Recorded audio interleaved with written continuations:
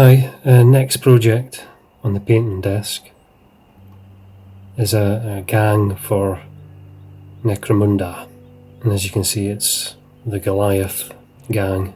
All I've done so far is get the figures tidied up with a knife just to get rid of mould lines and other little bits and pieces that need cutting away, and then I've got them onto bases.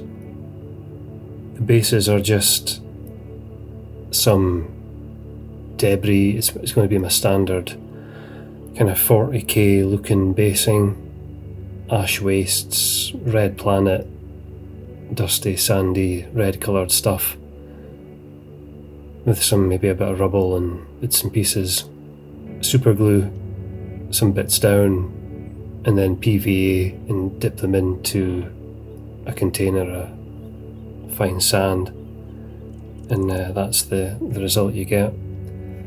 So we've got 8 to paint, a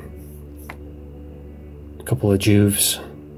These aren't the 8 that come as part of the box. I'll show you the little box set later, but I happen to have a few other just kind of loose figures that I've bought. So it's a great figure.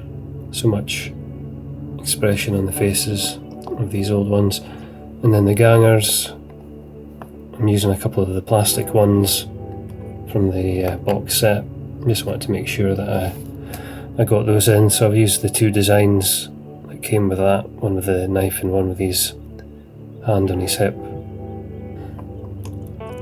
And then a couple of the metal gangers. It's a really good one. It's a nice design. And then that one there.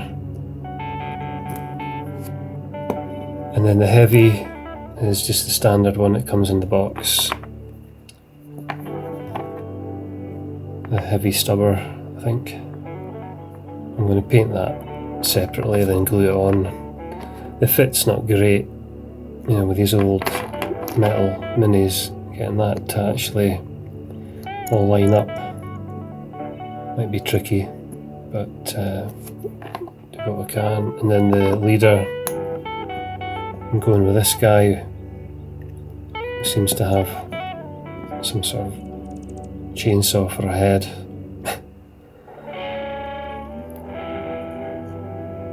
And I suppose a melt-a-gun, would it be? And a revolver of some sort. So that's the Goliath Gang. I'm just going to do the 8 and try and keep it manageable for now. Never painted Necromunda before. You do notice how tiny the designs are when you compare them to something more modern. You know, here's another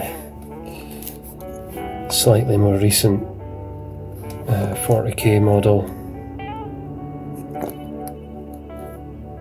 Similar in size. You can see the juves are definitely smaller, which makes sense. So that's the gang, and then the box, just to show you the original box set. You can see the paintwork on the example is really nice, so we're going to try and do something like that. The ones we're doing. So lots of skin tones to do, faces, etc. But we'll see how we get on. So next will be priming with a spray. I'll just use my Tamiya fine, and then we'll get going with the skin tones first.